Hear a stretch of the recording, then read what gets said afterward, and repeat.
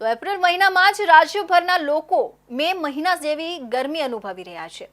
સતત આગ ઝરતી ગરમીને કારણે લોકો ત્રાહિમામ પોકારી ઉઠ્યા છે। અસહ્ય ઉકળાટ અને ગરમીથી લોકો ત્રસ્ત થઈ ગયા છે। એક તરફ ગરમીમાં ઘરની બહાર નીકળવું લોકોના આરોગ્ય માટે જોખમી છે, ત્યારે હેલ્મેટ પહેરીને વાહન ચલાવવું સ્વાસ્થ્ય માટે જોખમી પુરવાર થવાની શક્યતા છે।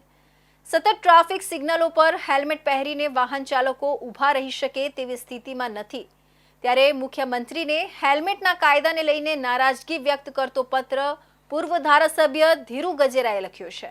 પૂર્વ ધારાસભ્યએ પત્રમાં લખ્યું છે કે પ્રજા માટે સિટી વિસ્તારમાં હેલ્મેટ આરોગ્ય માટે જોખમરૂપ છે, કારણ કે બપોરના સમયમાં 40-45 ડિગ્રીમાં શહેરના કોઈ પણ ભાગમાં જવું હોય તો 300 થી 400 મીટરના સિગ્નલ પાસ કરવા પડે અને આ ગરમીમાં પ્રજા માટે જોખમ છે।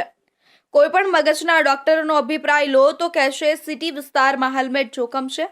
પ્રજાની સુરક્ષાની વાતો કરનારા વ્યક્તિ એસી ચેમ્બરમાં બેસીને નિર્ણય લે છે। એક વખત જાત અનુભવ કરી આ ગરમીમાં શહેરમાં ફરે તો ખ્યાલ આવે। મેં મુખ્યમંત્રીને પત્ર લખ્યો છે। શહેરી વિસ્તારમાં હેલ્મેટનો કાયદો રદ થવો જોઈએ, એમનો હું પૂર્ણ આગ્રહી છું। કારણ ગરીબ અને મધ્યમ વર્ગ હેલ્મેટને હિસાબે લૂંટાઈ રહી છે। ગરીબ અને મધ્યમ વર્ગની પાસે આજે સરકાર પણ કરોડો રૂપિયા ઉઘરાવી રહી છે। રાજ્યમાં હેલ્મેટની અંદર કંપનીઓએ પણ કરોડો રૂપિયા ઉઘરાવી લીધા, પ્રજા લૂંટાણી અને હેલ્મેટના કાયદાથી આજે 40 ને 45ની ગરમીમાં સિટી વિસ્તારમાં 10 થી 15 ને 20 કિલોમીટર ગાડી ચાલતી હોય, સ્ટેશન વિસ્તારમાં કલાકો સુધી ટ્રાફિક પાસ થતા હોય, ત્યારે 1 કિલોમીટરમાં 4 સિગ્નલો આવતા હોય, એ 4 સિગ્નલો ક્રોસ કરતા તમને દમ નીકળી જાય। એમાં એક વિસ્તારથી બીજા વિસ્તારમાં જવું હોય તો તમારે કલાકો સુધી વહી જાય, અને એ કલાકોમાં આ ગરમીની અંદર આ હેલ્મેટ પહેરીને કેટલો ત્રાસદાયક હોય એ તો બિચારો ગરીબ અને મધ્યમ વર્ગો જ અનુભવી શકે, કારણ કે એ એસી ચેમ્બરમાં બેસનારો અનુભવી ન શકે।